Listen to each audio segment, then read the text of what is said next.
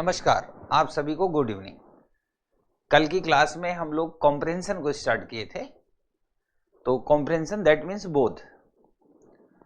तो बोध का जो लेवल है वो यूपीएससी लेवल का हम लोग पढ़ रहे थे, क्योंकि वही हमारा टारगेट है। और उसमें हम लोगों ने डिस्कस किया था कि उसमें कई प्रकार के प्रश्न पूछते हैं, लाइक अवधारणा, पूर्व अवधारणा, या सर्वोत्तम निष्कर्ष, या कौन सा तर्क सर्वाधिक उपयुक्त है ना, या कौन सा अनुमान निकाला जा सकता है। इन पे डिस्कस किया था। और जो सबसे महत्वपूर्ण बात पढ़ी थी वो पढ़ी थी अवधारणा यानी एजम्पशन। एजम्पशन को शॉर्टकट में मैं ब्रीफ कर दूं। एजम्पशन का मतलब ये था किसी भी तर्क का छिपा हुआ भाग, किसी भी तर्क का छिपा हुआ भाग यानी जो दिख न रहा हो, जो कहा न गया हो, जो बोला न गया हो। एक बात हमेशा याद रखना, जो कहा गया है, जो बोला गया है, वो एजम्पशन नहीं होगा। क्यों कहा गया, क्यों बोला गया, ये क्या होता है? एजम्पशन। कहने का मतलब assumption verbal and non verbal दोनों होता है। कल हम लोगों ने यही सीखा था। अगर कोई व्यक्ति कह रहा है क्या बात है, बहुत सुंदर दिख रहे हो, क्या बात है, बहुत बुद्धिमान हो, तो दैट मीन्स कि उसके मन में आपके प्रति ऐसी संवेदनाएं हैं कि वो आपसे मतलब घनिष्ठता चाहता है, निकटता चाहता है, तभी कोई किसी की तारीफ करेगा ना। नहीं, आज के टाइम में कहां किसी को फुर्सत है किसी की तारीफ करने की। तो मेरे कहने का मतलब जो ना बोला गया हो या जो ना कहा गया हो, पर जो बोला गया है, जो कहा गया है, जो लिखा गया, उसके पीछे जो इंटेंशन है उसे क्या कहते हैं? अवधारणा। इसीलिए कहा जाता है,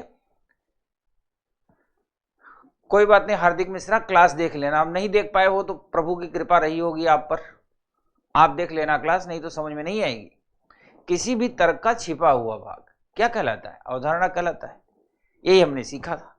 उसके कुछ एग्जाम्पल भी दिए थे। अगर कहीं लिखा है कृपया अपने सामान की सुरक्षा स्वयं करें, तो ये तो लिखा है, पर ये क्यों लिखा है वो क्या है? अवधारणा। हमेशा यह बात रखना, कोई बात क्यों कही गई, क्यों लिखी गई, क्यों बोली गई, कोई स्टेटमेंट या कोई आर्टिकल क्यों लिखा गया होगा, लिखने वाले के मन में क्या रहा होगा, है ना। जैसे फॉर एग्जाम्पल एक उदाहरण दो, कोई व्यक्ति ग्राउंड वाटर की बात कर रहा हो, है ना, या जैसे कहते हैं ना कि पॉल्यूशन की बात कर रहा हो, मतलब तमाम बता रहा हो, यहां कूड़ा है, यहां कचरा है, यहां की हवा प्रदूषित हो गई है, ऐसा है। इसका मतलब उसके मन में कहीं ना कहीं प्रदूषण को लेकर चिंताएं थी, तभी उसने आर्टिकल लिखा ना। तो सामने वाले के मन की बात, इंटेंशन को पढ़ना क्या कहा जाएगा? अवधारणा। बहुत से एग्जाम्पल हमने देखे भी थे और दिए भी थे, और तरह तरह के व्यवहारिक और सैद्धांतिक दोनों तरह के उदाहरणों द्वारा मैंने आपको समझाने का प्रयास भी किया था। उम्मीद है आप समझ गए होंगे। एजम्पशन वर्बल और नॉन वर्बल दोनों होता है। फॉर एग्जाम्पल, वर्बल वो है जो बोला गया हो, लिखा गया हो, कहा गया हो। नॉन वर्बल भी होता है। जैसे मान लिया आप अपने घर गए, मान लिया कहीं बाहर गए थे, भटकते भटकते शाम होते होते घर पहुंच गए। अब आप घर पे पहुंचे तो आपने कहा मम्मी एक गिलास पानी देना। मम्मी के चेहरे पे वही भाव है जो रोज रहता है, आराम से आई, गिलास पानी दे दी। तो आपको क्या एजम्पशन लगेगा कि आप लेट आए हो, इस बात का मम्मी के ऊपर कोई प्रभाव नहीं हुआ। और मान लिया आप घर गए, दरवाजे को नॉक किया है, बेल बजाया, और मम्मी दरवाजा खोली, मुंह एकदम इसे फूला हुआ है, तो आपसे ये नहीं कहेंगे कि मैं गुस्सा हूं, बट आप उन्हें देख के समझ जाओगे कि जो आप लेट किए हो इस वजह से मम्मी गुस्सा है। समझ रहे हो? ये नॉन वर्बल एग्जाम्पल है। जैसे कई बार क्या होता है कि कोई आपके सामने बैठा है, किसी से आप बात कर रहे हो, सामना वाला पॉजिटिव तरीके से यानी सकारात्मक तरीके से हल्की सी चेहरे पर मुस्कान के साथ आपसे बात कर रहा है, that means he or she is positive for you. मतलब वो मेल हो या फीमेल हो, उसका जो अप्रोच है क्या है? सकारात्मक है। अब मान लिया आप किसी से बात कर रहे हो और ऐसे जवाब दे रहा है जैसे रोबोट जवाब देता हो, है ना, तो आप समझ जाओ कि वो जो भी पर्सन है वो क्या है? रूड है। तो कई बार क्या होता है, एक्टिविटी से हम अंदाजा लगा लेते हैं। जैसे कई बार आपने देखा होगा ना, तमाम मेल हो या फीमेल युवा हो, कान में ऐसे फोन लगा के छत पे टहल रहे हैं। अब आप उनकी बात तो नहीं सुन पा रहे हो, पर उनकी एक्टिविटी देख रहे हो। पता चला 15 से 20 मिनट से 25 मिनट से लगातार बात किए पड़ा है। अब इतने मिनट कोई साधारण व्यक्ति से तो बात करेगा नहीं। अगर कोई किसी से 20 मिनट 25 मिनट बात कर रहा है लगातार, आप बस दूर से वॉच कर रहे हो, कोई आदमी फोन पे बात कर रहा है और घूम रहा है, कभी हाथ से दीवार पे घिस रहा है, कभी पेड़ की पत्तियां तोड़ रहा है, इसका मतलब ये हुआ को जो बात कर रहा है कहीं बहुत गहरी और महत्वपूर्ण बात कर रहा है। दूसरी बात, दीवार ऐसे खुरच रहा है या पेड़ की पत्तियां तोड़ रहा है, इसका मतलब उसके दिमाग में जिससे उसका कन्वर्सेशन चल रहा है वो व्यक्ति मतलब महत्वपूर्ण तो ही है, कोई बहुत विशेष विषय पे वार्ता चल रही है। समझ गए? तो ये सारे एजम्पशन के पार्ट थे। अब डियर हम लोग सीधा आपको एग्जाम्पल की दुनिया में ले चलते हैं। कल जहां पे मैंने रोका था, कहानी आज उसी के आगे बढ़ेगी। ठीक है?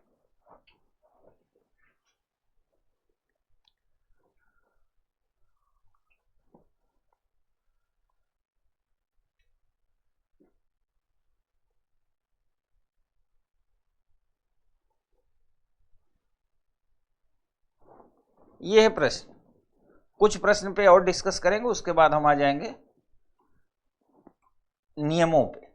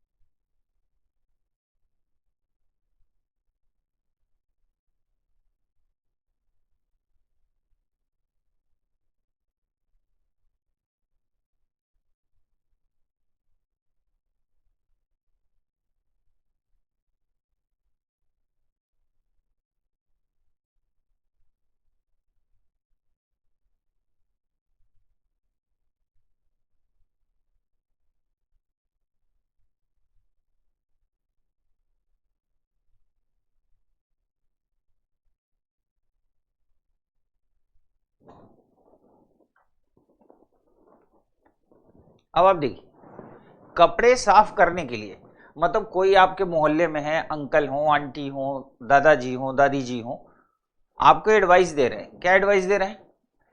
कपड़े साफ करने के लिए डिटर्जेंटों का प्रयोग किया जाना चाहिए। ये कोई व्यक्ति आपको एडवाइस दे रहा है।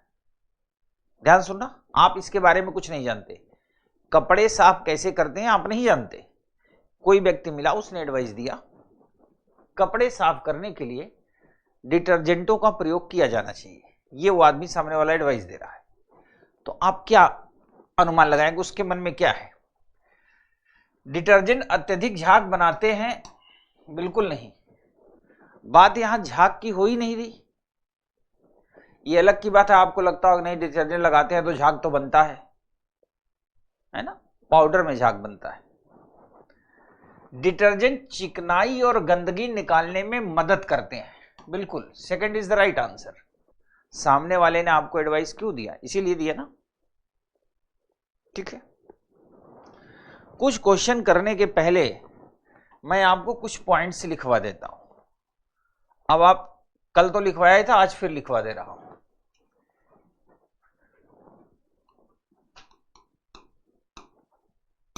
अवधारणा या पूर्व धारणा। पहली बात तो परिभाषा।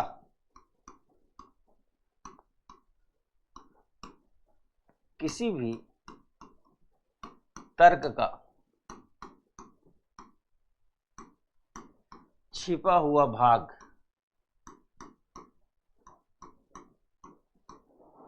कभी भी एग्जाम में प्रश्न करना तो बिल्कुल मिस्टेक मत करना, बिल्कुल मिस्टेक करना ही मत, वरना जितने सही करोगे और इधर वाले जो सही होंगे उसको भी लपेट के जाएगा।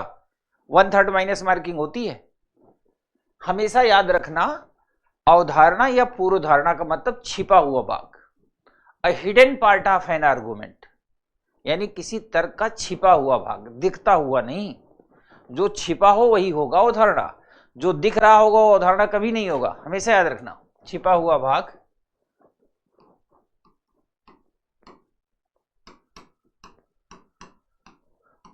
अवधारणा कहा जाता है।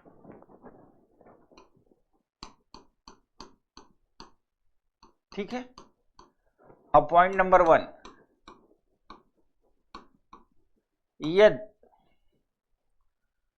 यदि किसी अवधारणा में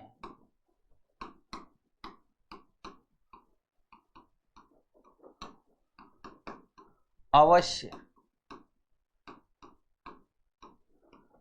केवल निश्चित ही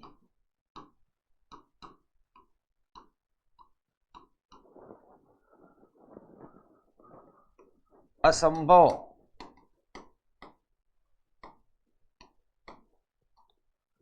जैसे शब्दों का प्रयोग हो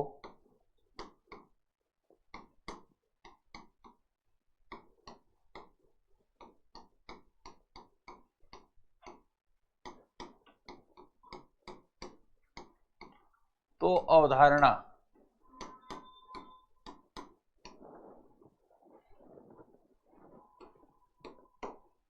गलत मानी जाएगी।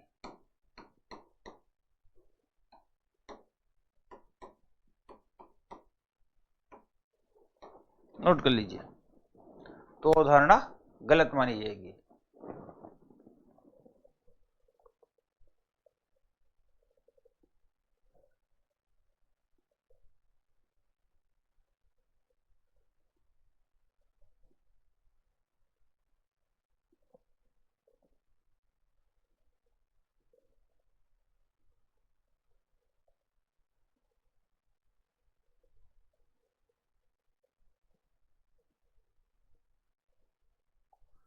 एक बात याद रखा करो कि आप लोग जो भी कमेंट करते हैं, मैं कैमरे के सामने रहूं या साइड में रहूं, आपके कमेंट में पढ़ जरूर लेता हूं। तो कमेंट करते वक्त अपने शिक्षित, बुद्धिमान और समझदार होने का ही परिचय दें।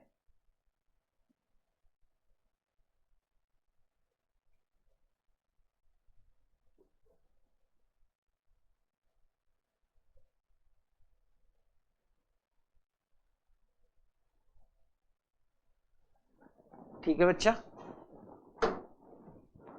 अगला पॉइंट नंबर 2,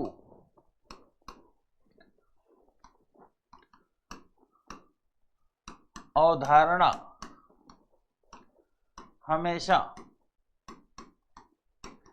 छिपी हुई ही होगी।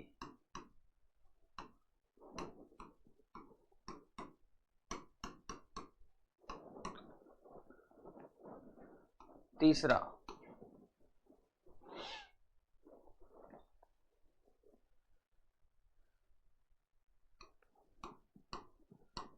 दिया गया कथन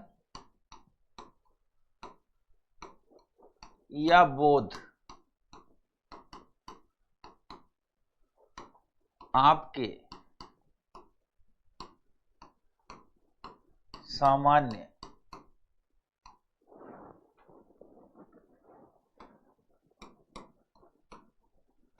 जानकारी से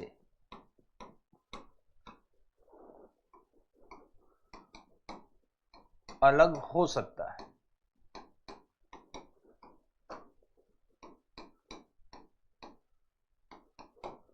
अर्थात अवधारणा ज्ञात करते वक्त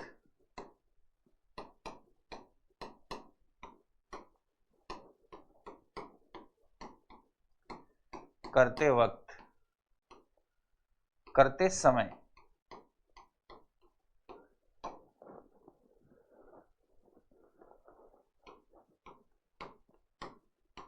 दिए गए कथन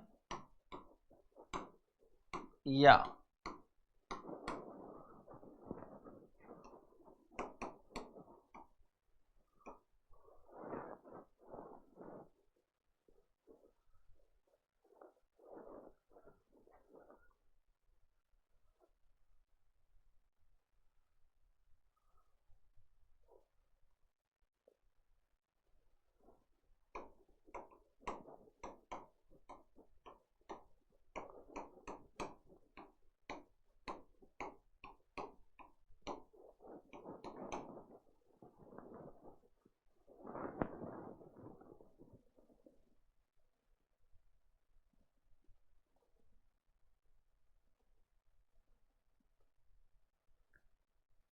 हाँ सपना, इसे याद रखना है,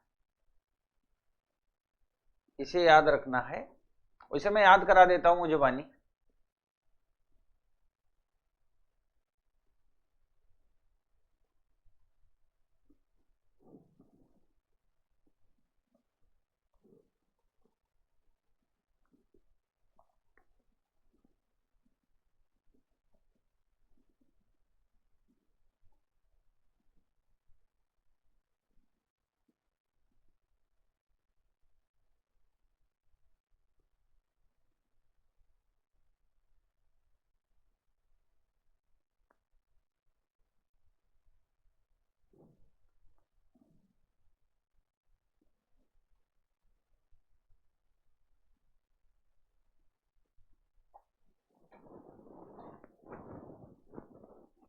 एक बच्चा लिख रहा है कि कई बार बात करने वाले जो लोग, उनसे हम एजम्पशन नहीं लगा पाते, और जो एजम्पशन लगाते हैं गलत हो जाता है।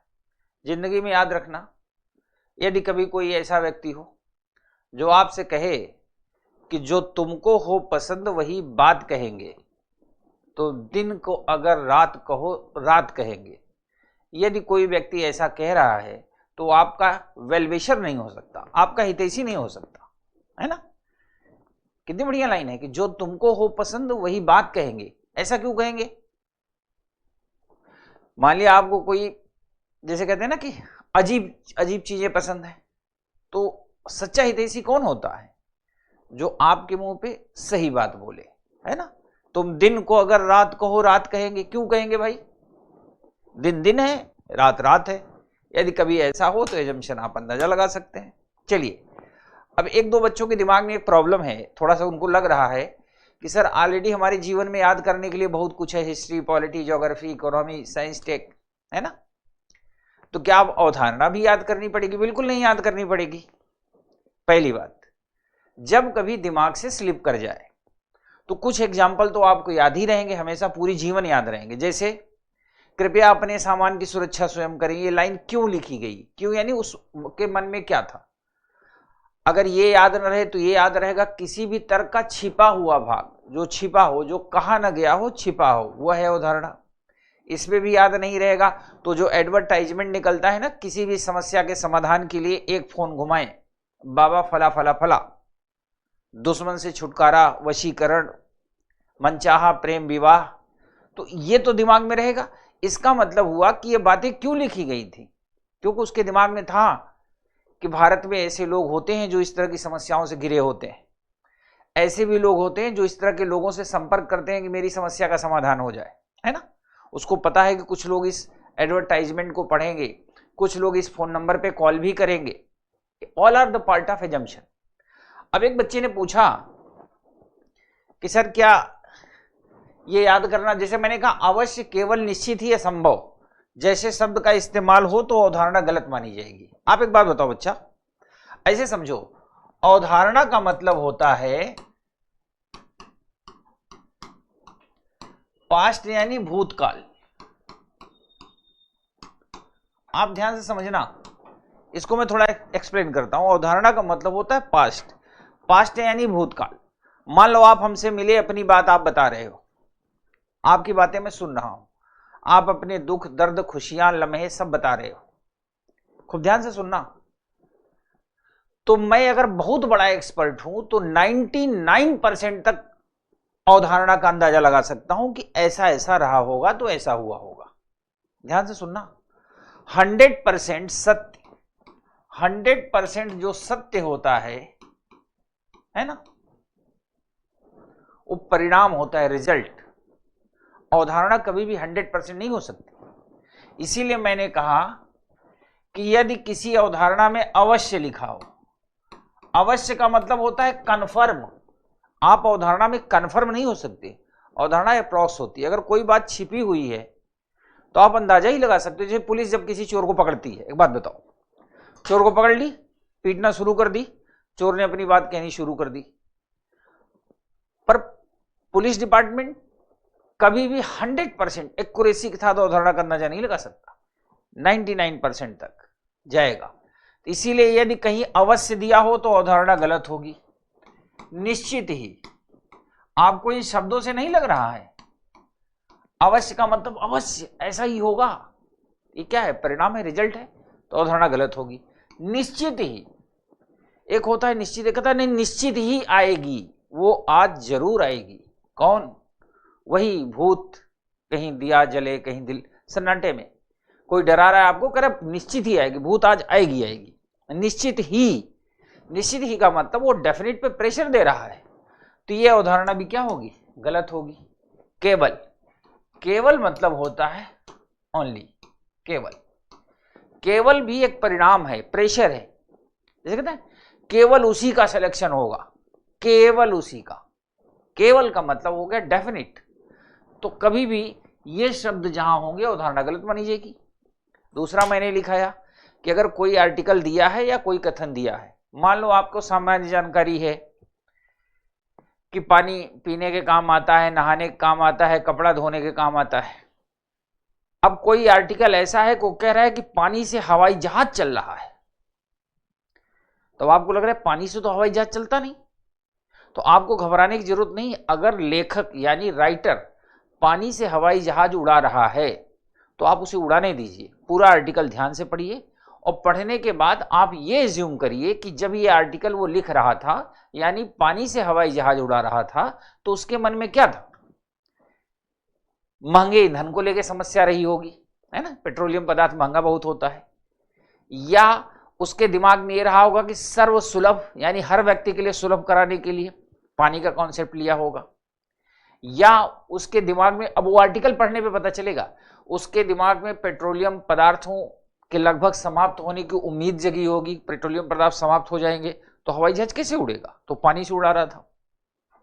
या वो पानी की प्रचुर मात्रा यानी जो समुद्री पानी होता है, नाले का पानी होता है, नाली का पानी बहता रहता है, बदबू भी करता है, किसी काम भी नहीं आता, तो वो जो राइटर है हो सकता है वो कल्पना कर रहा हो कि इस पानी का हम यूटिलाइजेशन कर लेंगे, है ना, बढ़िया नाले का पानी भरा और हवाई जहाज रनने पे दौड़ा और सीधा ऊपर की ओर चला गया, तो नाले के पानी का यूटिलाइजेशन हो जाएगा। मेरे कहने का मतलब हो सकता है आपकी सामान्य जानकारी ये हो कि पेट्रोलियम पदार्थ से उड़ता है, लेकिन अगर वो नाले के पानी से उड़ा रहा है तो जो हमें अवधारणा देना है यानी आंसर वो नाले के पानी के अकॉर्डिंग देना है। That's clear? ठीक है बच्चा, आगे बढ़ते हैं।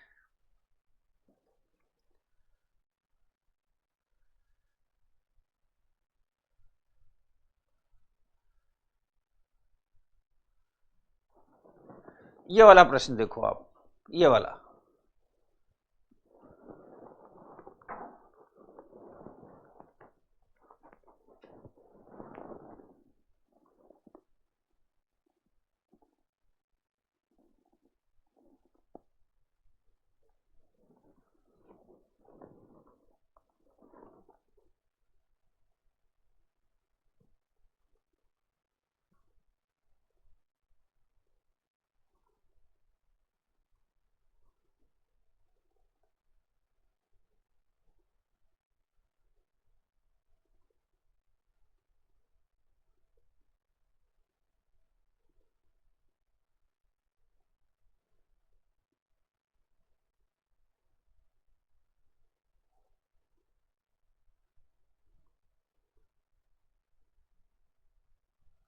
हाँ निकिता, कॉम्प्रेंशन का पीडीएफ पढ़ जाएगा, क्यों नहीं पढ़ेगा?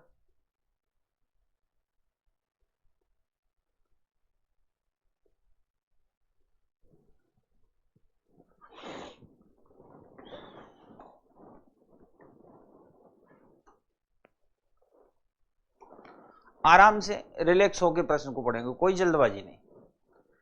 एक टेलीफोन ग्राहक का दैनिक समाचार पत्र के संपादक को पत्र, याद रखना टेलीफोन का जो ग्राहक है, कस्टमर है, उसने जो डेली न्यूज अखबार निकलते उसके संपादक यानी एडिटर को एक लेटर लिखता है। तो लेटर, अब ध्यान सुनना, लेटर लिखता है तो किस उम्मीद में लिखा होगा, दैट इज इंपॉर्टेंट, उसकी मंशा पकड़नी है।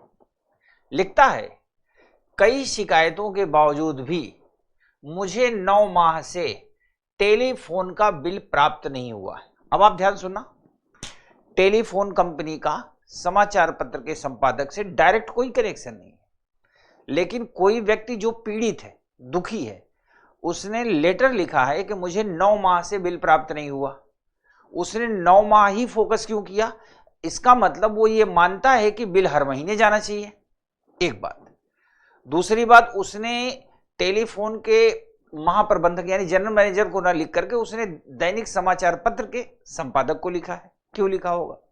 क्योंकि उसे लगता है कि वहां से उसकी बात ज्यादा शीघ्रता से पहुंच सकती है। यही है ना एजम्पशन। देखो, प्रत्येक ग्राहक को टेलीफोन कंपनी से नियमित रूप से बिल प्राप्त करने का अधिकार है। चूंकि यहां पे प्रत्येक लग गया है ना, प्रत्येक, इसलिए गलत हो गया। दूसरा, ग्राहक की शिकायतें सेवाओं में सुधार के लिए अपेक्षित कमियों की ओर इशारा करती हैं। Second is the right.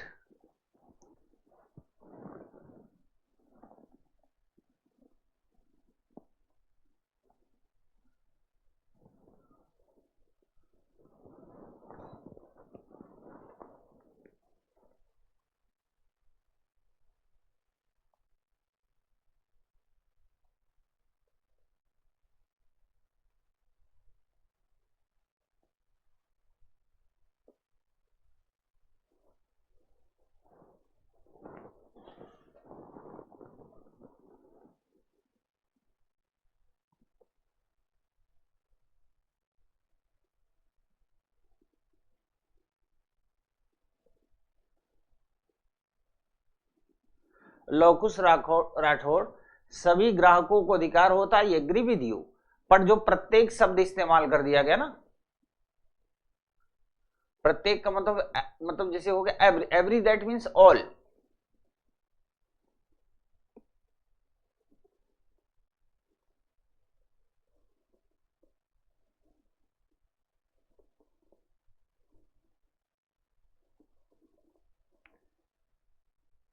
बिल्कुल प्रोबेबिलिटी आती है निकिता, लेकिन वो जब आपकी अर्थमेटिक की यानी बेसिक न्यूमेरिक क्लास होगी वहां बताया जाएगा।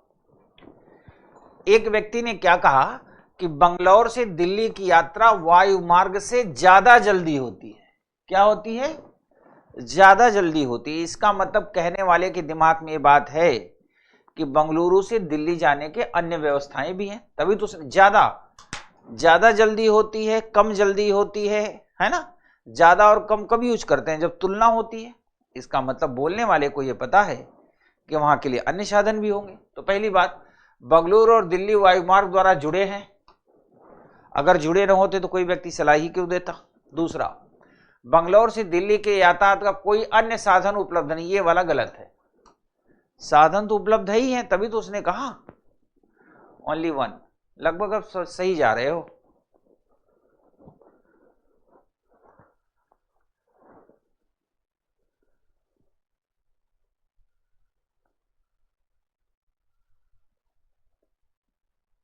ये बड़ा अच्छा प्रश्न है, इस पे दिमाग लगाओ। मैं देखता हूं किसका दिमाग इसके आंसर पे पहुंचता है।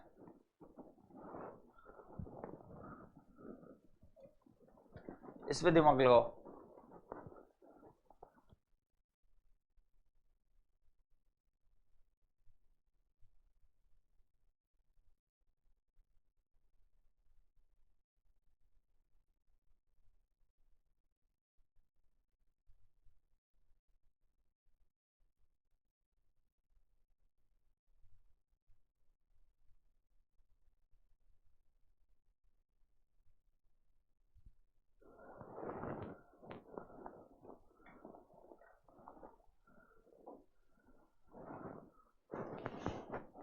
यही तो बात है, इस प्रश्न में कुछ खास बात है।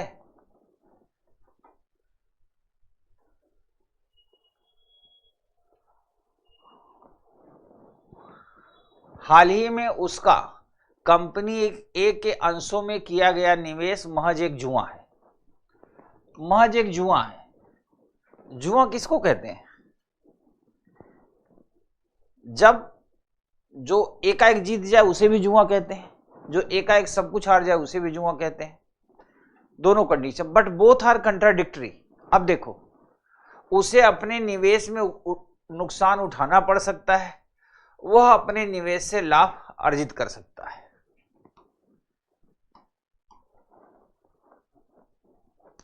ये दोनों बातें बोलने वाले के दिमाग में समाहित थी। लेकिन इसका आंसर कैसे करेंगे हम? क्योंकि जब उसके दोस्त ने कहा कि वह महज एक जुआ है, तो जब व्यक्ति किसी बात को जुआ कह रहा होगा तो उसके दिमाग में या तो प्रॉफिट की कंडीशन होगी या तो लॉस की कंडीशन होगी। हाँ, ये दोनों अवधारणाएं निहित, तो इसका आंसर होगा या तो 1 या 2, या तो 1 या तो 2। दोनों अवधारणाएं हैं, मैं आपकी बात से एग्री करता हूं, दोनों अवधारणाएं हैं बोथ, बट इसका जो आंसर बनेगा, चूंकि या तो लॉस होगा या तो प्रॉफिट होगा।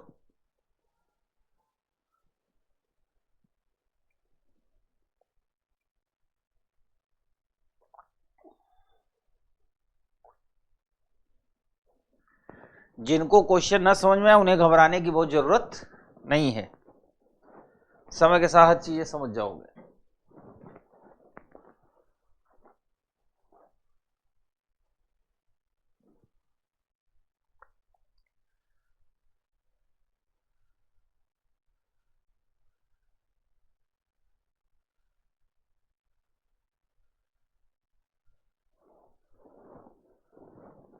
ये पढ़िए,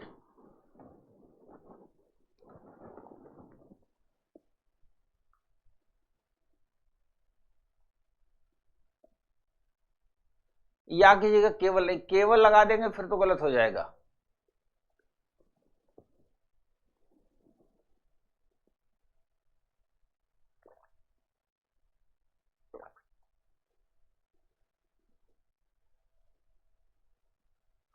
हाँ नेहा, ये सारी कहानी दिमाग की ही है। दरअसल मेरी क्लास दिमाग की ही क्लास होती है। मैं जब मेरी क्लास स्टार्ट होती है, मैं स्टार्टिंग बताता हूं कि मेरी क्लास पूरी तरह से दिमाग की क्लास है, और किसी ने अगर पूरी क्लास मेरी ढंग से ली है तो मैं एक गारंटी के साथ कह सकता हूं उसका दिमाग पहले की अपेक्षा अब तेज चलेगा।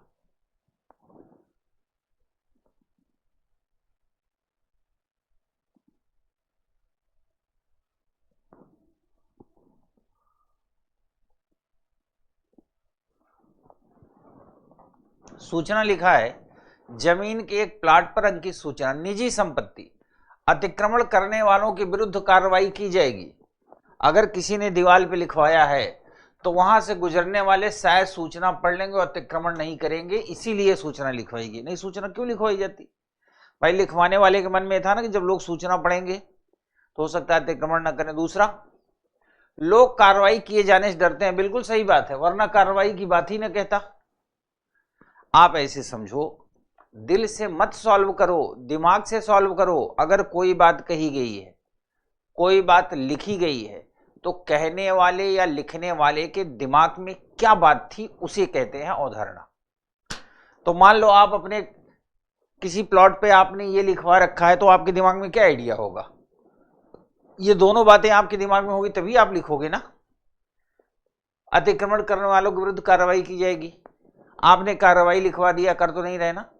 इसका मतलब आपको पता है जब आप कार्रवाई लिखेंगे तो लोग कार्रवाई किए जाने से डरते होंगे, तभी आपने लिखा है। दूसरा, अगर आपको ये होता कि इधर से गुजरने वाले शायद इस सूचना को नहीं पढ़ेंगे तो आप क्यों लिखवाते? पेंट का पैसा क्यों खर्च करोगे? तो दिल से नहीं, दिमाग से उत्तर देना है। माइंड का खेल है, बिल्कुल दिमाग से खेलो, यही है।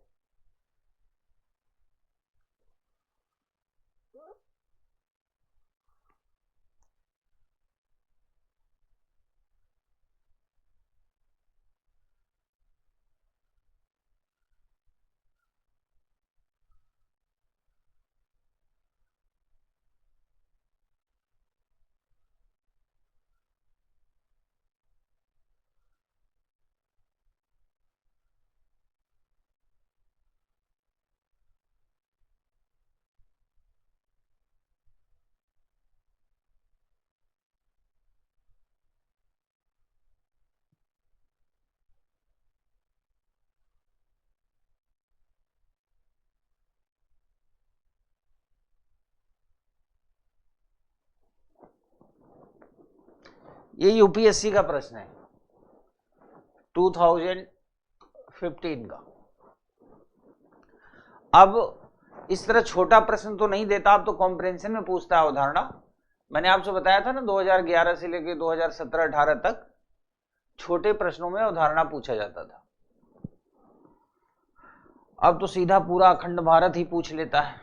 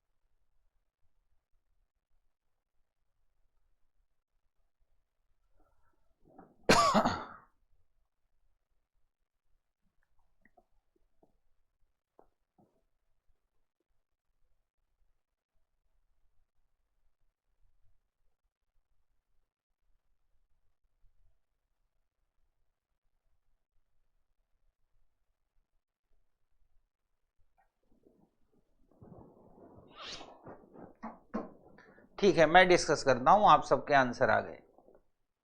आप देखो, कह रहा है दो लड़कियां हैं, गीता और राधा। गीता कहती है जब से नरेश ने, कब से, जब से नरेश ने ध्यान प्रारंभ किया है, दैट मीन्स कि उसने किस पे फोकस किया है, मेडिटेशन यानी ध्यान पर। जब से नरेश ने ध्यान प्रारंभ किया है वह अधिक अच्छा बॉक्सर बन गया है। यानी जो गीता है वो ये कहना चाहती है कि जब से उसने मेडिटेशन प्रारंभ किया तब से वो अधिक अच्छा बॉक्सर बना। यानी अधिक अच्छा बॉक्सर बनने के लिए ध्यान को वो, जैसे कहते हैं, बूस्टर बता रही है। ठीक, जैसे उसने कहा, राधा ने कहा असंभव है, असंभव है, तो याद रखना असंभव का मतलब होता है किसी की बात को चैलेंज करना। और याद रखना असंभव स्टेटमेंट में है, एजम्पशन में नहीं, कथन में है, अवधारणा में नहीं। अगर असंभव शब्द अवधारणा में होगा तब तो अवधारणा वैसे भी गलत हो जाएगी, लेकिन अगर असंभव शब्द कथन में है तो उससे कोई प्रभाव नहीं पड़ेगा। अब जाहिर सी बात है, कोई व्यक्ति आपको कोई बात बता रहा है और आपने कहा असंभव है, तो आपने किसको चैलेंज किया, जो वो मेरिट बता रहा है या बता रही है। असंभव है, किसी बॉक्सर का सबसे महत्वपूर्ण गुण उसकी आक्रामकता है। राधा का कथन उसके इस विश्वास को प्रतिबिंबित करता है कि ध्यान की प्रवृत्ति किसी भी व्यक्ति को कम आक्रामक बनाने की होती है। Option A is the right answer. ठीक है, उसने कहा संभव। अगर आप में से कुछ को ना समझ में आया तो मैं दूसरा एग्जांपल दे दूं। अगर आप में से कुछ लोगों को लगता हो कि उनके नेटवर्क में नहीं आ रही है बात, तो मैं दूसरा एग्जांपल दे देता हूं, आप देख लीजिए।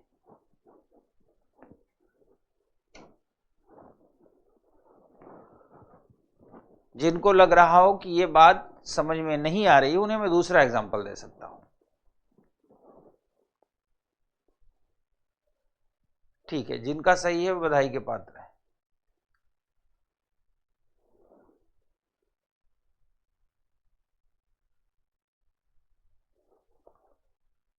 ठीक है, देता हूं मैं दूसरा एग्जांपल। ये क्लियर हो गया? अब देखो, अब ध्यान से सुनो। मान लो दो महिलाएं छत पे खड़ी होकर बात कर रही हैं। दो महिलाएं छत पे खड़ी होकर बात कर रही हैं। एक ने कहा कि जब से कल्लू की शादी हुई है, खूब ध्यान से सुनना।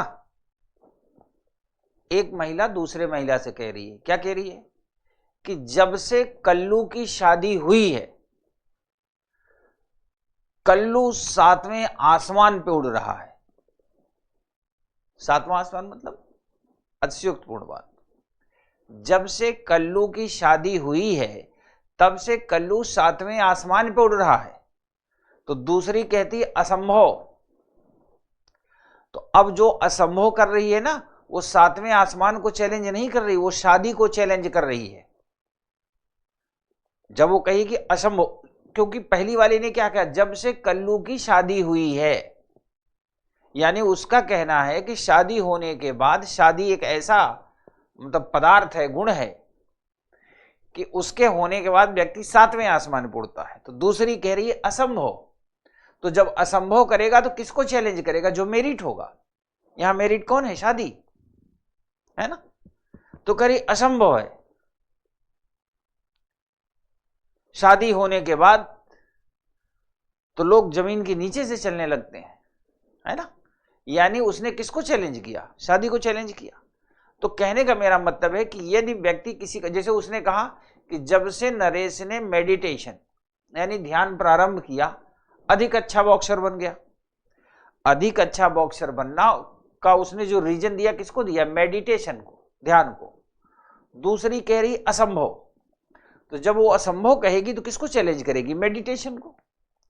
तो हमेशा याद रखना कि अगर कोई व्यक्ति मेरिट बता रहा है और सामने वाला उसको चैलेंज कर देता है, तो उसी मेरिट को चैलेंज करता है, किसी और को नहीं। सो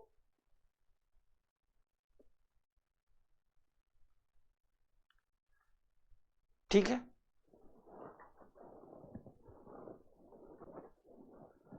अब हम लोग नई दुनिया में प्रवेश करने वाले हैं। उस दुनिया का नाम है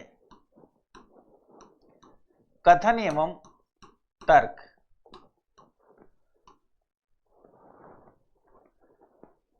एक हम लोगों ने पढ़ा कथन और अवधारणा, यानी स्टेटमेंट एंड एजम्पशन। अब पढ़ेंगे कथन और तर्क, स्टेटमेंट एंड आर्गुमेंट। फिर पढ़ेंगे स्टेटमेंट एंड कंक्लूजन, कथन और निष्कर्ष। ये जब सारी वैरायटी पढ़ लेंगे, फिर हम 2 क्लास हम लोग प्रैक्टिस क्लास रखेंगे कॉम्प्रिहेंशन की। लेकिन आपको टर्म पता होगा तब तो प्रैक्टिस कर पाओगे। तो कथन और तर्क, अगला जो एग्जाम्पल है कथन और तर्क से। वैसे मैं सोच रहा हूं कुछ आपको और भी एग्जाम्पल करवाई दूं।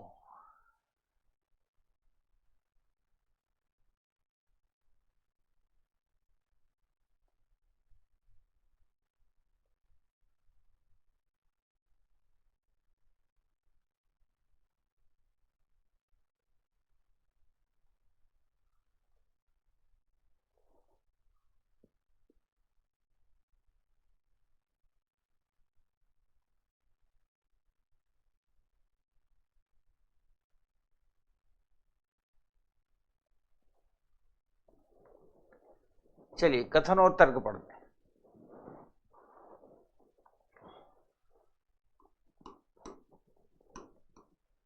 तर्क हमेशा किसी कथन के पक्ष या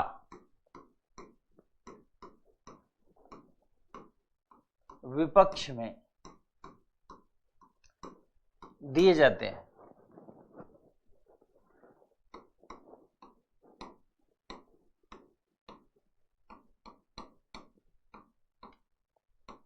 तर्क हमेशा किसी कथन के पक्ष या विपक्ष में। ठीक है नेहा, आपको उदाहरण अच्छा लगा, मुझे भी अच्छा लगा।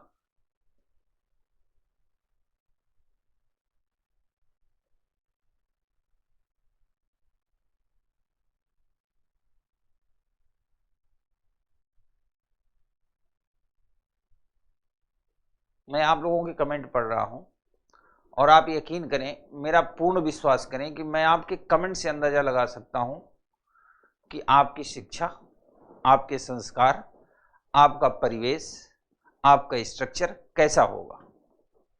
आपके कमेंट से, आप बिलीव करें मेरा, सिर्फ आपके कमेंट से। मैंने आप में से किसी को नहीं देखा, आप सब तो हमको देख रहे हो, मैंने तो किसी को नहीं देखा, पर आपके कमेंट से मैं अंदाजा लगा लेता हूं कि जिसने कमेंट किया होगा वो कैसा होगा, मतलब उसका लेवल क्या होगा।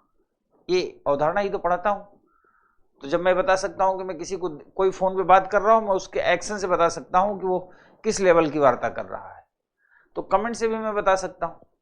ठीक है,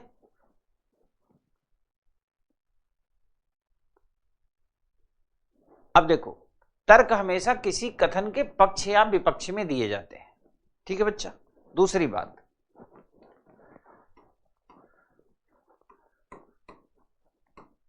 तर्क मजबूत, मजबूत को शुद्ध हिंदी में कहते हैं प्रबल। तर्क मजबूत और कमजोर, कमजोर को शुद्ध हिंदी में कहते हैं निर्बल।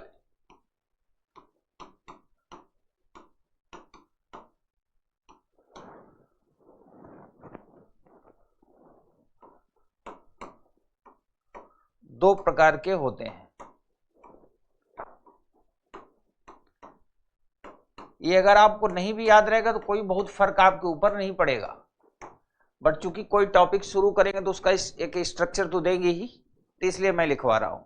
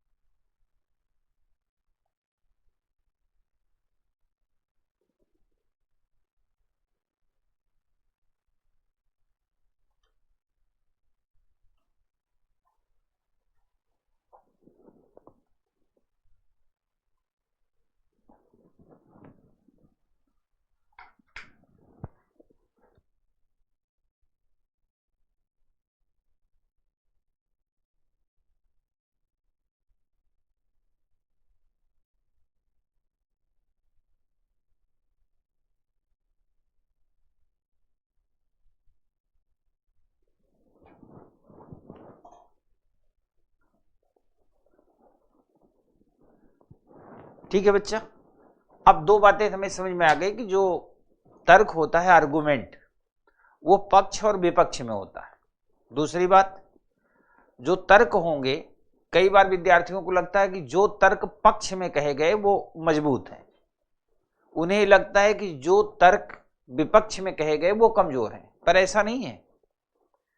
विपक्ष में कही गई बात भी मजबूत हो सकती है और पक्ष में कही गई बात भी कमजोर हो सकती है। इसके भी मैं आपको एक छोटी सी बात बता दूं, अभी अगला पॉइंट भी मैं लिखूंगा।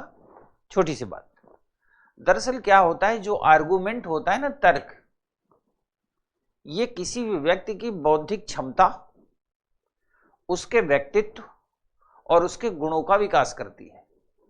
आप जिन स्कूल में, कॉलेज में पढ़े होंगे या पढ़ रहे होंगे, आपने देखा होगा, अगर वहां कभी डिबेट हुई होगी, वैसे तो होती नहीं आजकल, सब बाबागिरी है, लेकिन अगर कभी डिबेट हुई होगी किसी स्कूल कॉलेज में, या कोई फंक्शनल प्रोग्राम हुआ होगा, कल्चरल प्रोग्राम हुआ होगा, जैसे एक्टिंग का, डांस का, है ना, फैशन शो, इस टाइप का हुआ होगा, ऐसा यदि आपने अपने जीवन में देखा होगा, तो नहीं देखा है तो कोई बात नहीं, मैं आपको दिखाता हूं।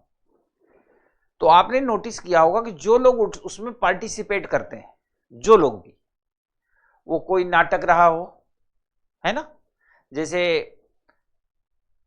कई प्रकार के नाटक खेले जाते हैं, गांधी जी पे खेले जाते हैं, आजादी पे खेले जाते हैं, कई इंग्लिश मीडियम के स्कूल में जूलियस सीजर पे खेले जाते हैं, है ना,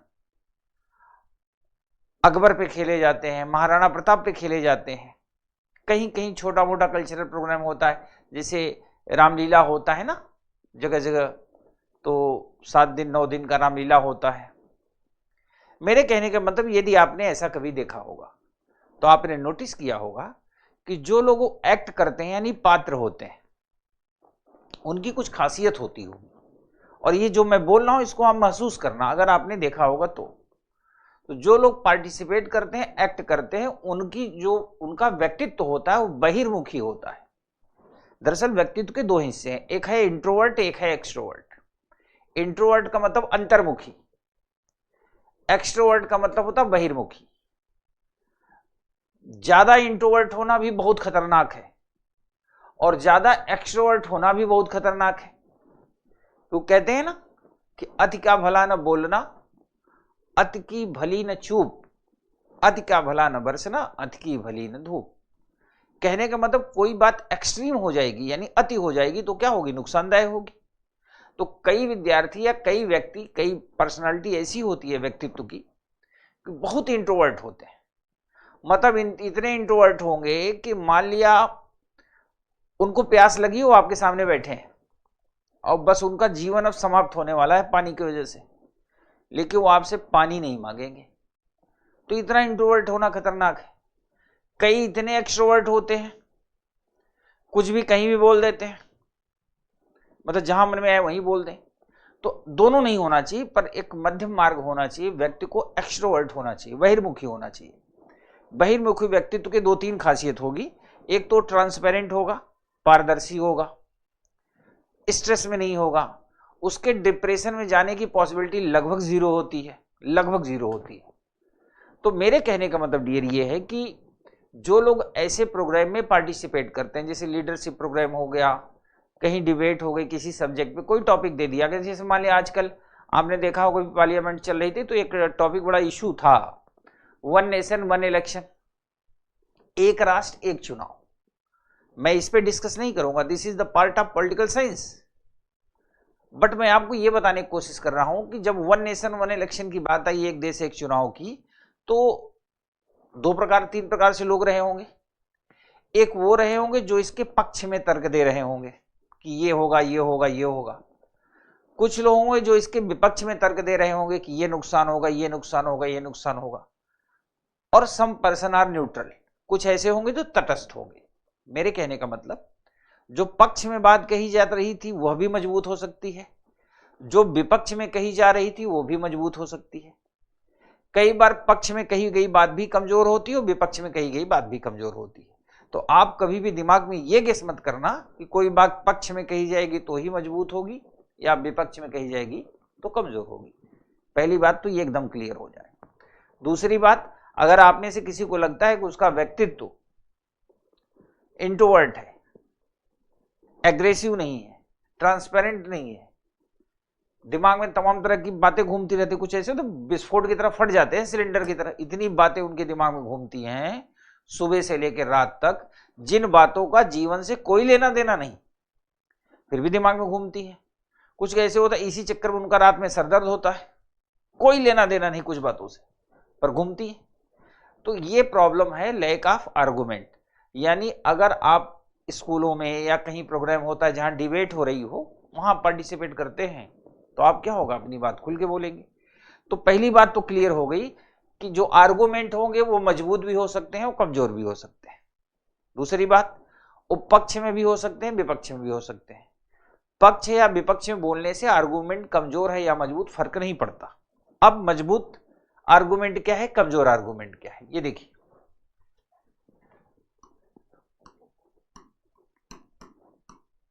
यदि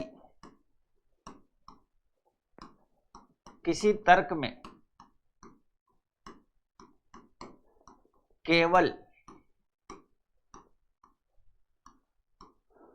अवश्य निश्चित ही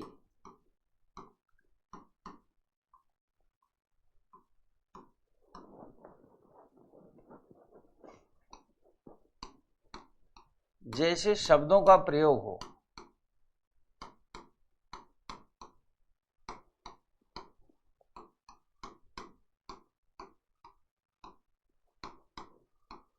तो वह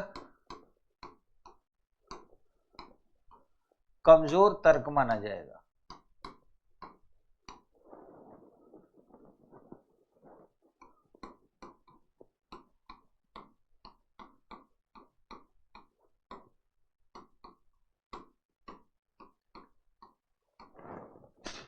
तो वह कमजोर तर्क माना जाएगा।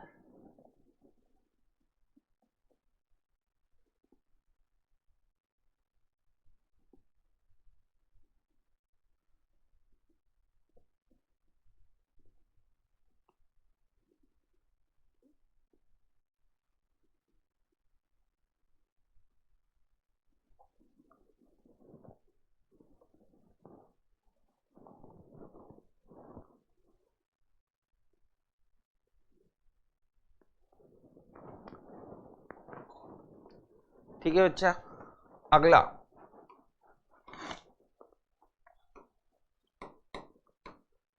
यदि किसी तर्क में किसी महान व्यक्ति का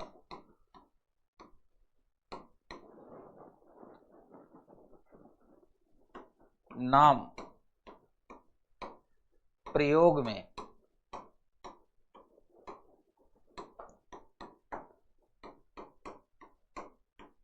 लाया गया है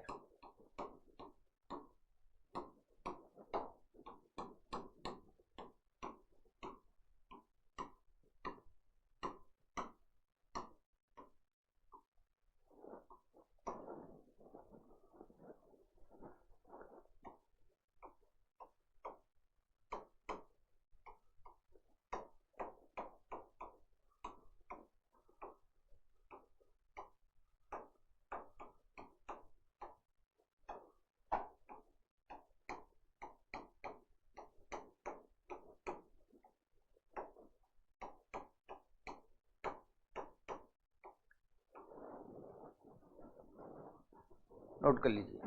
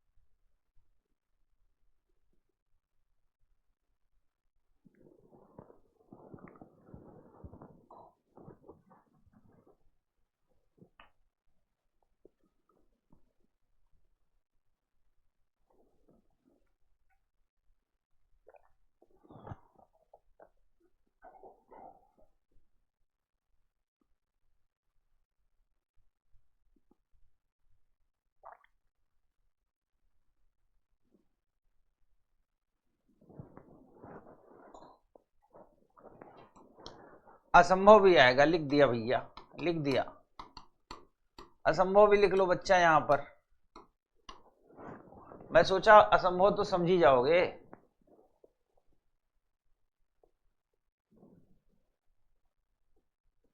यदि किसी तर्क में केवल अवश्य निश्चित ही असंभव जैसे शब्दों का प्रयोग हो तो वह कमजोर तर्क माना जाएगा।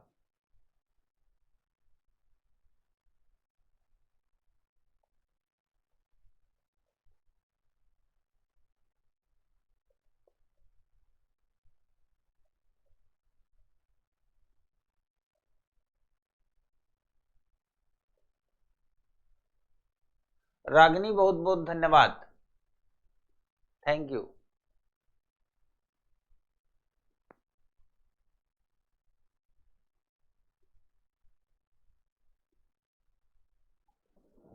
सजन कुमार यादव, सजन कुमार यादव, महान व्यक्ति के नाम का प्रयोग कर रहा है तो तर्क कमजोर कैसे हुआ? वो तर्क बेटा इसलिए कमजोर हुआ क्योंकि फिर वो उस व्यक्ति का तर्क कहां रहा, नहीं समझे। जैसे गंदगी को लेके, स्वच्छता को लेके, गांधी जी स्वच्छता की बहुत बातें करते थे, है ना। अब अगर हम गांधी जी का नाम लेके स्वच्छता की बात करेंगे तो तर्क किसका हुआ? गांधी जी का हुआ ना, कि मेरा तर्क हुआ? किसका तर्क हुआ? गांधी जी का तर्क हुआ ना, मेरा तो कोई तर्क नहीं हुआ। इसीलिए कहा जाता है कि जब आप किसी महान व्यक्ति के नाम का प्रयोग करके कोटेशन देंगे तो आपका तर्क नहीं हुआ, वो उनका तर्क है। अब आप कहेंगे सर निबंध वगैरह जब लिखते हैं तो महान व्यक्ति के नाम और कोटेशन का उपयोग करते हैं तो क्या वो गलत है? वो बिल्कुल गलत नहीं है, क्योंकि महान व्यक्ति के नाम और कोटेशन यूज करके आप आर्टिकल को बनाते हो, आप आर्गुमेंट नहीं दे रहे हो। जब आर्गुमेंट देने की बात आएगी, जैसे एक देश एक चुनाव की अभी मैं बात कर रहा था, है ना। अब आप कह रहे हैं कि नहीं, राहुल गांधी जी ने कहा है कि एक देश एक चुनाव देश हित में नहीं होगा। नो डाउट, एक महान व्यक्ति हैं राहुल जी, विपक्ष के नेता हैं, लेकिन अब ये आपका तर्क नहीं हुआ। या किसी ने कहा कि माननीय प्रधानमंत्री नरेंद्र मोदी जी चाहते हैं एक इलेक्शन हो क्योंकि ये देश के हित में है, तो ये तर्क फिर मोदी जी का हो गया ना, आपका तर्क कहां हुआ? आपका तर्क, जो किसी के नाम का सहारा लेके आप तर्क देंगे तो तर्क कमजोर, क्योंकि आपका तर्क हुआ ही नहीं तो कमजोर माना जाएगा। ठीक है, there is no any confusion.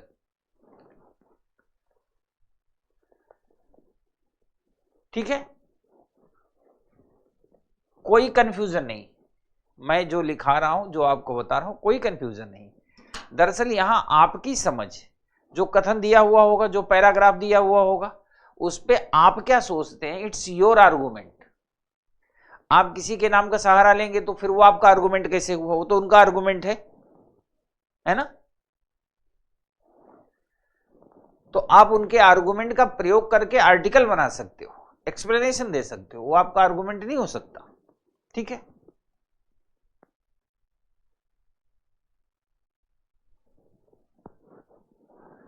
चलिए अब मैं आपको एक टॉपिक देता हूं, बोर्ड पे लिखता हूं, आप सोचिए उसके पक्ष विपक्ष में क्या तर्क हो सकते हैं, है ना।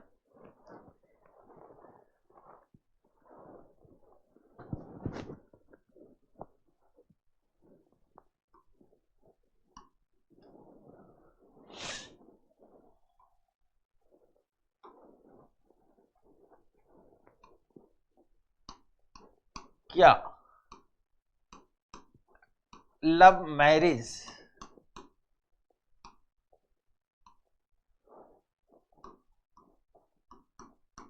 अरेंज मैरिज से, अब लव मैरिज अरेंज मैरिज की जगह हो सकता है शुद्ध हिंदी प्रयोग करें तो प्रेम विवाह व्यवस्थित विवाह, ये शब्दों का इस्तेमाल होगा। मैं यही लिख दिया तो आप इसको बुरा मत मानना, ठीक है। ये इंग्लिश में मैंने लिख दिया love marriage arrange marriage, otherwise मुझे लिखना था क्या प्रेम विवाह, है ना। तो क्या लव मैरिज अरेंज मैरिज से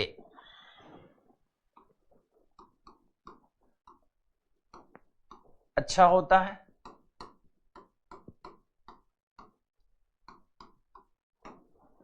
अब दो तर्क बनेंगे, हां तो क्यों, और नहीं तो क्यों नहीं। सोचो, अब मैंने आर्गुमेंट की फाइल आपके सामने रख दी है, अब आर्गुमेंट आपको देना है।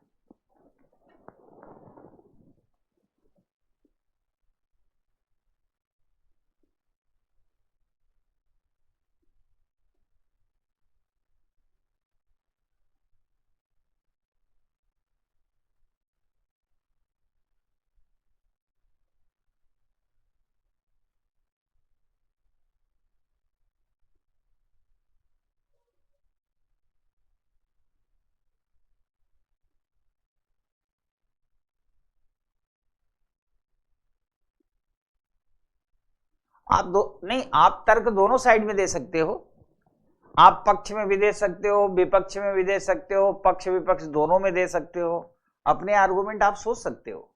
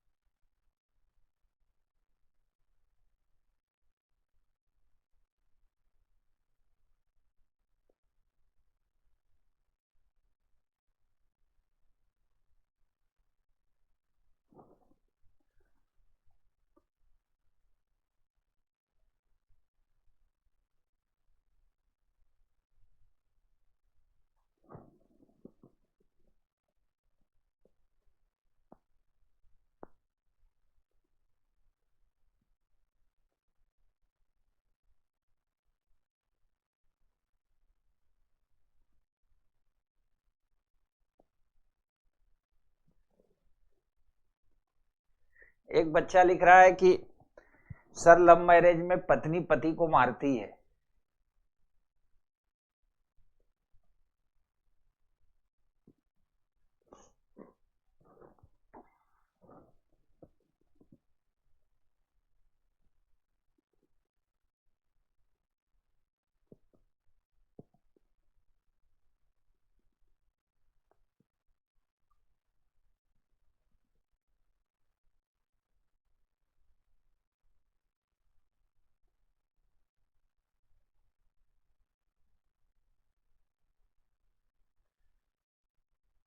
एक बच्चा लिख रहा है कि सर इसका उत्तर तो शादी के बाद ही पता चलेगा कि अच्छी होती है खराब।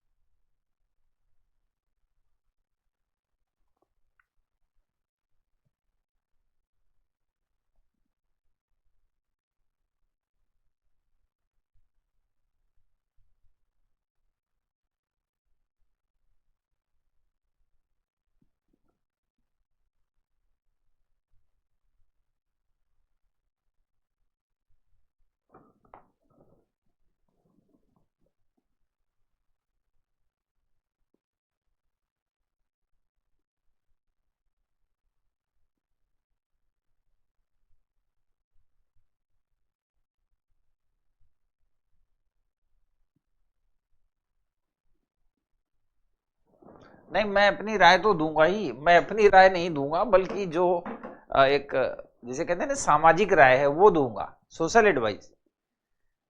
जो स्ट्रक्चर है दोनों का उस पर मैं बात करूंगा, मैं अपनी राय नहीं दूंगा। मेरी जो राय दूंगा वो मेरी राय नहीं है। जो मैं राय दूंगा जो इस प्रश्न की डिमांड है ना, कि हम क्या तर्क दे सकते हैं, क्या तर्क नहीं दे सकते, ये इंपॉर्टेंट है ना। ये इंपॉर्टेंट नहीं कि हम क्या बोलते हैं।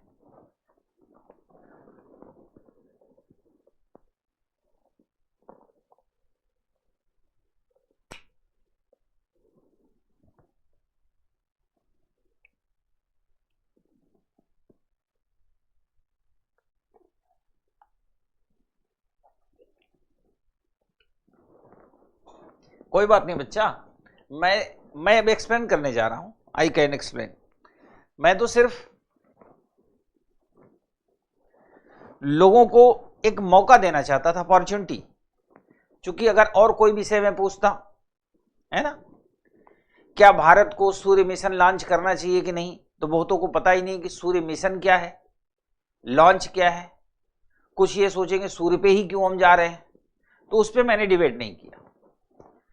मैंने एक ऐसा टॉपिक चुना जो कॉमन टॉपिक है, जिसका जन्म हुआ उसकी मृत्यु होगी, बीच में शादी विवाह marriage, love marriage arrange marriage ये घटनाएं आती हैं। इसीलिए मैंने ये कॉमन टॉपिक से स्टार्ट किया।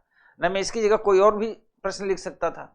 मैंने ये प्रश्न इसे लिखा कि इसके लिए आपको किसी विशेषज्ञता की आवश्यकता नहीं है। हर व्यक्ति इस पे अपनी फ्री साइड में ओपिनियन दे सकता है। तो लोग फ्री स्टाइल में अपनी ओपिनियन दे रहे हैं। मैंने सबकी लगभग ओपिनियन पढ़ लिया। अब मैं इसके सामाजिक पक्ष और विपक्ष में बात करने जा रहा हूं, सामाजिक स्तर से। यहां पर मेरे प्रश्न का मतलब मैरिज जो शब्द है यानी विवाह,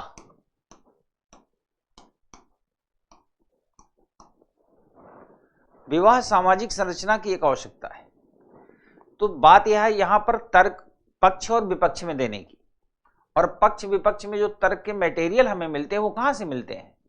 सामाजिक स्ट्रक्चर से, सामाजिक संरचना से, समाज में होने वाली बुराइयों से, समाज में होने वाली अच्छाइयों से, विवाह के, है ना, विवाह के जैसे कहते हैं शादी के साइड इफेक्ट, एक फिल्म भी आई थी मैरिज के साइड इफेक्ट। अब जैसे आप एक बात यूं समझो, अब इसके पक्ष विपक्ष में तर्क देखने के लिए अगर आप सामान्य जीवन में जाओगे, है ना, कि अपने देखें दादा दादी को, मम्मी पापा को, चाचा चाची को, अंकल आंटी को, मामा मामी को, इनको देख के हम असेसमेंट करें कि शादी कौन सी अच्छी होती है। तो जिस वक्त ये लाइन मैं बोल रहा हूं आप सबको पूरा दिख गया होगा। मम्मी पापा भी दिख रहे होंगे, दादा दादी भी दिख रहे होंगे, चाचा चाची भी दिख रहे होंगे, सब कुछ दिख रहा होगा। मेरे कहने का मतलब ये है, आपने कभी देखा होगा मम्मी पापा की भैंस हो गई तो मम्मी कहती मैंने तुमसे शादी करके जीवन की सबसे बड़ी गलती कर दी, है ना, कहती हैं।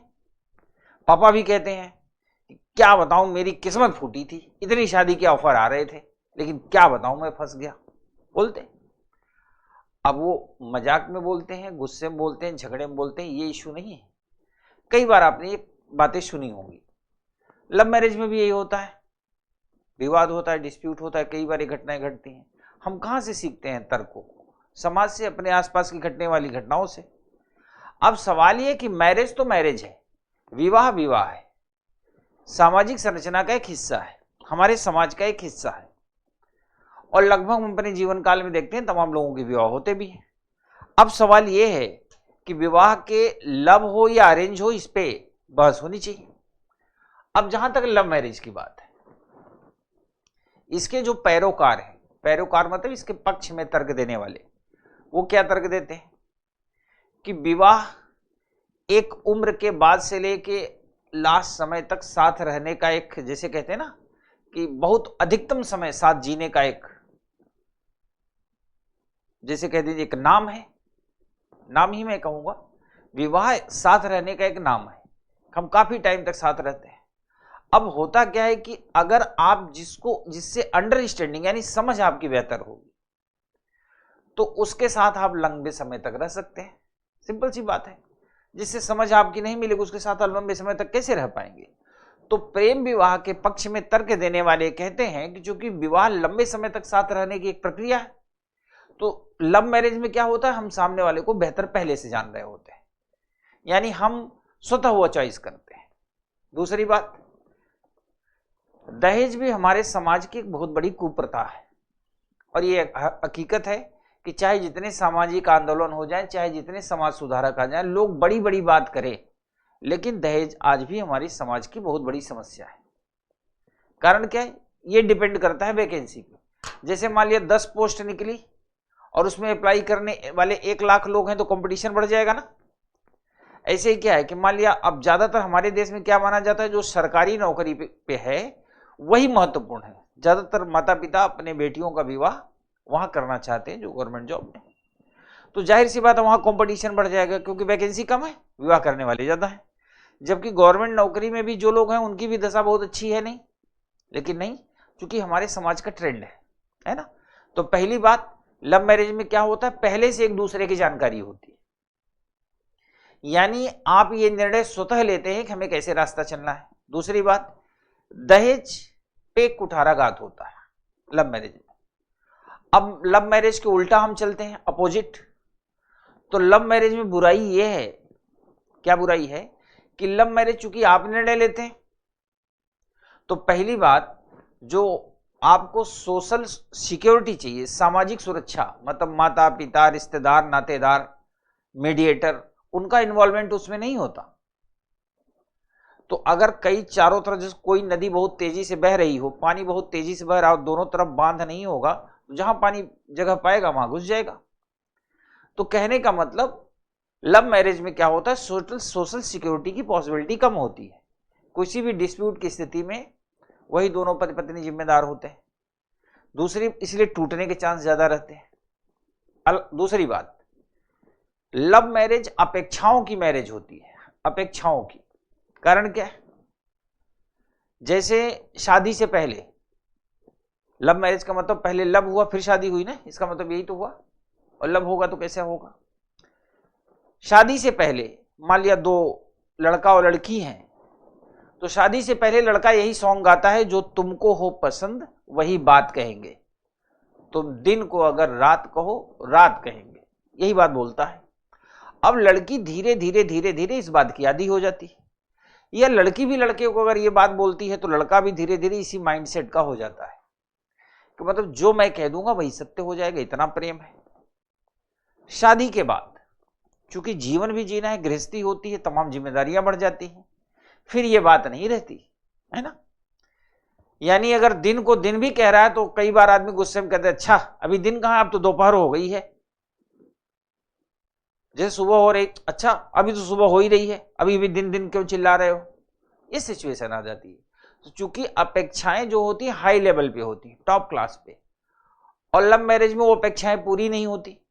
जैसे शादी से पहले लव मैरिज में क्या होता है, लोग घुमाने जाएंगे, यहां जाएंगे, वहां जाएंगे, है ना, कहते हैं हम तुम्हारे लिए तुम्हारे कदमों में फूल बिछा देंगे, बहारो फूल बरसाओ, मेरा महबूब आया है।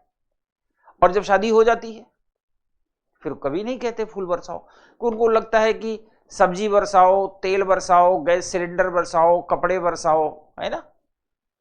सिचुएशन बदल जाती है।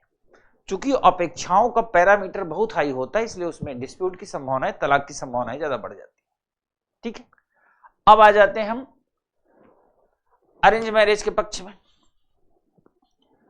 अरेंज मैरिज अच्छी होती है क्योंकि इसमें परिवार के लोग इन्वॉल्व होते हैं। अरेंज मैरिज जनरली हमारे जो सामाजिक और पारिवारिक मूल्य है, को ध्यान सुनना, बड़ा इंपॉर्टेंट लाइन है।